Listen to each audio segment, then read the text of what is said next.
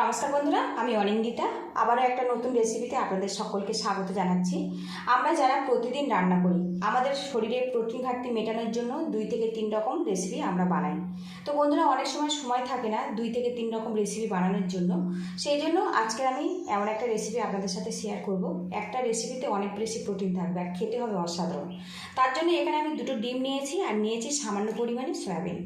আর বন্ধুরা, বেশি পরিমাণে যদি বানাতে ইচ্ছা হয় তো ডিম আর সয়াবিনের পরিমাণটা আপনারা বাড়িয়ে দেবেন। এখানে আমি একটা স্টিলের বোল নিয়েছি, বোলের মধ্যে সয়াবিনটা দিয়ে দেবো। এবারে এর মধ্যে দিয়ে দেবো একটু বেশি পরিমাণে গরম জল, তাহলে কিন্তু সয়াবিনটা খুব ঝটপট সুন্দরভাবে নরম হয়ে যাবে। আর এইভাবে আমি 10 মিনিট রেখে দেবো। ঢাকনাটা আমি খুলে নেব। আর এখন দেখুন সয়াবিনটা কিন্তু বেশ ফুলে বড় হয়ে গেছে। এবার এই জলটা ফেলে আরও 1 থেকে 2 বার ভালো করে ধুয়ে আমি জলটা চেপে বের করে দেবো। এখানে আমি একটা মিক্সিং জার নিয়েছি আর এইভাবে সয়াবিন থেকে চেপে জলটা বের করে মিক্সিং জারের মধ্যে দিয়ে দেব।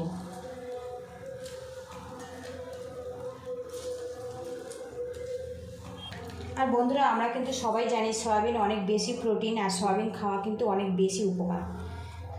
এবার ঢাকনা দিয়ে মিহি করে একটা পেস্ট বানিয়ে নেব। এখানে আমি একটা বোল নিয়েছি, এবার এর মধ্যে 2টো ডিম ফাটিয়ে দেব।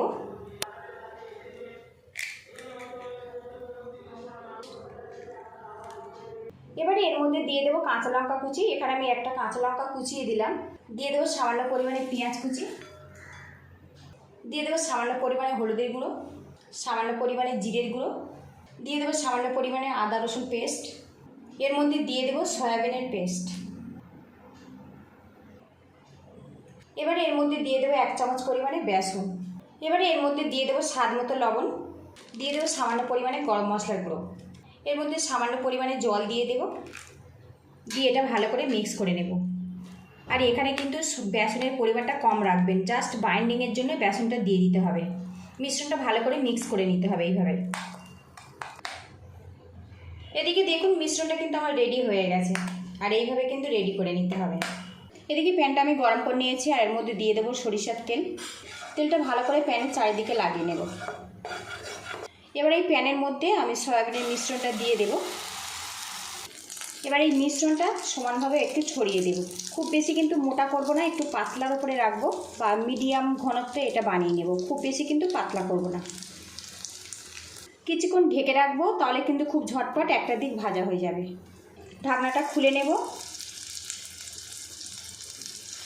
আর দেখুন নিচের পোর্শনটা কিন্তু বেশ ভালো মতো ভাজা ভাজা হয়ে গেছে। এবার এটা আমি আলতো হাতে উল্টে দেব। তো দেখুন একটা দিক কিন্তু বেশ ভালো মতো হয়ে গেছে। আরও কিছুক্ষণ এটা ভাজা ভাজা করে নেব, তাহলে রেডি হয়ে যাবে। এদিকে দেখুন প্রোটিন অমলেটটা কিন্তু বেশ আমার ভালো মতো ভেজে নিয়েছি। এবার এটা আমি নামিয়ে নেব। অন্যদিকে কড়ার মধ্যে সামান্য সরিষার তেল দিয়েছি আর এর মধ্যে কয়েক টুকরো আলু দিয়ে দেব। আলুটা আমি একটু লাল লাল করে ভেজে নেব, তাহলে খেতে ভালো লাগবে। আর বন্ধুরা, ডিমের এই রেসিপিতে আপনারা চাইলে আলু দিতে পারেন, আবার আলুটা বাদও দিতে পারেন, কিন্তু আলু দিয়ে করলে খেতে ভালো লাগবে। আলুটা এইভাবে উল্টে পাল্টে একটু লাল লাল করে ভেজে নেব। এদিকে দেখুন আলুটা কিন্তু লাল লাল করে ভেজে নিয়েছি। এবার এই আলুগুলো আমি তুলে নেব।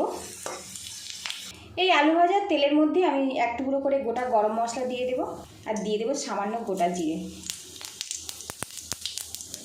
ফোড়নটা হয়ে গেছে। এবার এর মধ্যে দিয়ে দেবো পেঁয়াজ কুচি। পেঁয়াজটা লাল লাল করে ভাজা ভাজা করে নেব।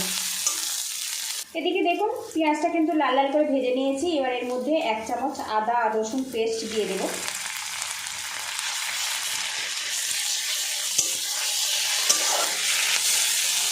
আদা রসুন পেঁয়াজটা আমি ভালো করে ভেজে নিয়েছি। এবার এর মধ্যে দিয়ে দেবো টমেটো কুচি। টমেটো দিয়ে বেশ কিছুক্ষণ নাড়াচাড়া করে নিয়েছি।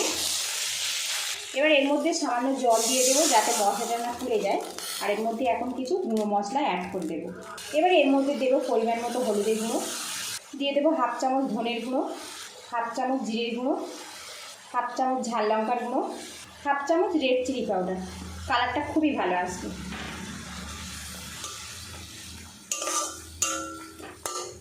আলুগুলো মশলার সাথে দিয়ে দেব। স্বাদ মতো লবণ দিয়ে দেব। এবারে মশলার সাথে আলুটা ভালো করে কষিয়ে নেব, তাহলে কিন্তু আলুটা খেতেও ভালো লাগবে আর বেশ কিছুটা সিদ্ধ হয়ে যাবে।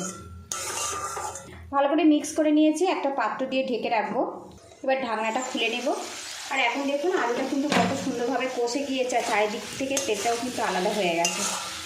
আর এইভাবে যদি আলুটা মশলার সাথে কষিয়ে নেওয়া যায়, আলুটা কিন্তু খেতে অনেক বেশি ভালো লাগবে। এদিকে দেখুন আলুটা কিন্তু বেশ কিছুটা সিদ্ধ হয়ে গেছে।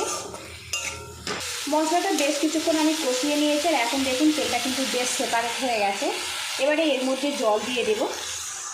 আর এই গ্রেভিটা কিন্তু একটু পাতলার উপরে হবে বা ঝোল ঝোল থাকবে, তবে কিন্তু ভাতের সাথে খেতে ভালো লাগবে।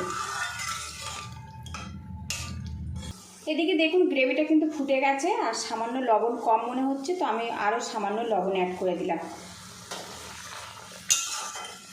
লবণটা ভালো করে মিক্স করে নিয়েছি, আর এই অবস্থাতে আমি গ্যাস হিটটা একদম কমে রাখবো, পাত্র দিয়ে ঢেকে রাখবো, আলুটা খুব ঝটপট সিদ্ধ হয়ে যাবে। এদিকে দেখুন হাই প্রোটিন অমলেটটা কিন্তু বেশ ভালো মতো সেট হয়ে গেছে। আর এখন কিন্তু দেখুন কালারটা, এখানে আমি ছুরি নিয়েছি, ছুরি দিয়ে মাছ থেকে কেটে বরফি আকার করে এটা আমি কেটে নেব।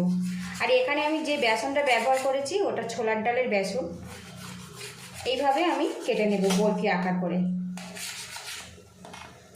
আর এই বরফিটা দেখুন খুব বেশি কিন্তু পাতলা নয়, আবার খুব বেশি মোটা নয়, এইরকম থিকনেসে বানিয়ে নিতে হবে, তবে কিন্তু খেতে ভালো লাগবে। আর এইভাবে যদি একটু পাতলার উপরে বানান তাহলে মশলাটা কিন্তু খুব সহজে এর মধ্যে চলে যাবে, আর খেতে খুব ভালো লাগবে। এইভাবে আমি টুকরো টুকরো করে কেটে নেব। এদিকে দেখুন প্রোটিন অমলেটের টুকরোগুলো আমি কেটে নিয়েছি, আর কতগুলো টুকরো রেডি হয়েছে দেখুন। এই টুকরোগুলো দিয়ে কিন্তু 5 থেকে 6 জনের খাবার অনায়াসে রেডি করা যাবে। এবার ঢাকনাটা আমি তুলে নেব। আর বন্ধুরা এখন দেখুন আলুটা কিন্তু বেশ সিদ্ধ হয়ে গেছে। তো দেখুন আলুটা কিন্তু বেশ ভালো মতো সিদ্ধ হয়ে গেছে। 2-1টা আলু আমি এইভাবে ভেঙে দেবো, তাহলে তরকারির ঘনত্বটা কিন্তু খুব সুন্দরভাবে রেডি হবে। এবার এই ঝোলের মধ্যে অমলেটগুলো দিয়ে দেব। আর বন্ধুরা অনেক সময় আমাদের বেশি কিছু রান্না করার সময় থাকে না, তখন কিন্তু এইভাবে সয়াবিন আর ডিম দিয়ে এইভাবে বানিয়ে ফেলতে পারেন। এই রেসিপিটা কিন্তু আপনারা ভাতের সাথে খেতে পারেন, খেতে কিন্তু অসাধারণ হয়। তো এখন দেখুন লুকিংটা। আর বন্ধুরা রেসিপিটা ভালো লাগলে একটা লাইক দিয়ে দেবেন, আর যতটা সম্ভব শেয়ার করে দেবেন। আর চ্যানেলে নতুন হয়ে থাকলে চ্যানেলটিকে সাবস্ক্রাইব করে নেবেন, পাশে থাকা বেল আইকনটি অন করে। নিত্য নতুন রান্নার রেসিপির নোটিফিকেশান সবার আগে আপনার কাছে চলে যাবে। আরও কিছুক্ষণ এটা ফুটিয়ে নেব, তাহলে আমার রেডি হয়ে যাবে। এখানে কিছুটা বরফি আমি তরকারির মধ্যে দিয়ে দিয়েছি, আর কিছুটা আমি রেখে দিয়েছি। এদিকে আমি 2 মিনিটের মতো এটা ফুটিয়ে নিয়েছি। সবশেষে এর মধ্যে আমি গরম মশলা পাউডার দিয়ে দেব, ভালো করে মিক্স করে নেব, নিয়ে আমি গ্যাস হিটটা বন্ধ করে দেব। এদিকে দেখুন বন্ধুরা ডিম আর সয়াবিন দিয়ে দুর্দান্ত স্বাদের রেসিপিটা কমপ্লিট হয়ে গেছে। ভালো লাগলে বাড়িতে অবশ্যই এইভাবে ট্রাই করবেন। কেমন হয়েছে আমাকে কমেন্ট বক্সে অবশ্যই জানাবেন। আপনারা ভালো থাকবেন, সুস্থ থাকবেন, দেখা হবে নেক্সট ভিডিওতে। আর এই রেসিপিটা কিন্তু আপনারা লাঞ্চ কিংবা ডিনারের জন্য বানিয়ে ফেলতে পারেন, ভাতের সাথে খেতে কিন্তু অসাধারণ হয়।